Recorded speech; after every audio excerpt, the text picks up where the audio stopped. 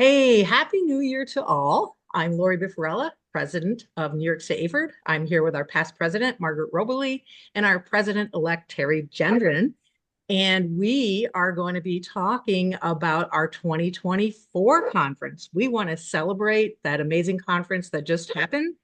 And we also want to talk about our 2025 conference. But before we move ahead, we want to reflect on where we've been. So, Margaret, if you want to take us through a few conference highlights.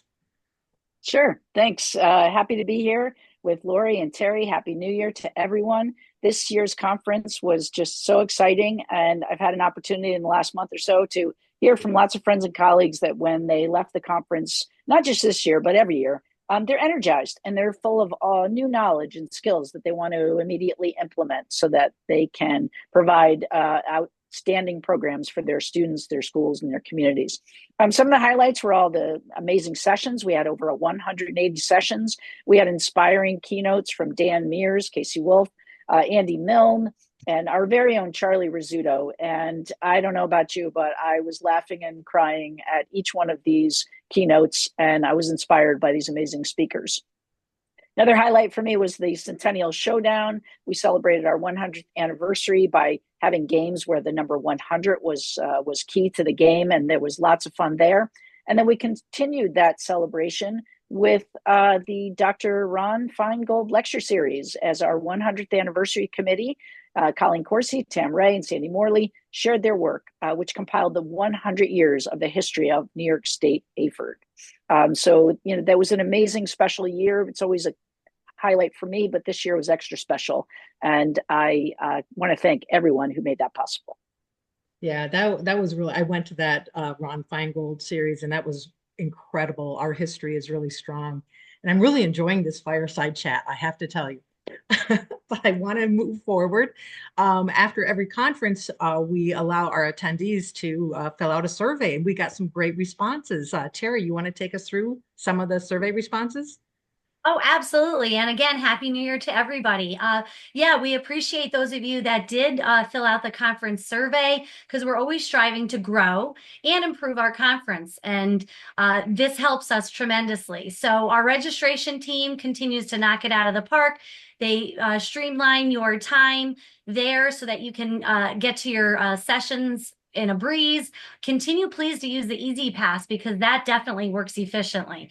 Our programming is definitely a major area that we'll continue to work through. We do offer many sessions, and we try to be very cognizant of the times that we spread your sessions out. And sometimes you do have to choose between two sessions. Please follow up on the app because many of our presenters do provide handouts for you to access so that, if you did miss something that you were interested in, you can get some information on it. Our boutique continues to be a great spot for you to visit. So thank you for visiting that. And the awards and ceremonies are another area that we are always focusing on streamlining. We love to honor those of you in our organization because you're so inspiring.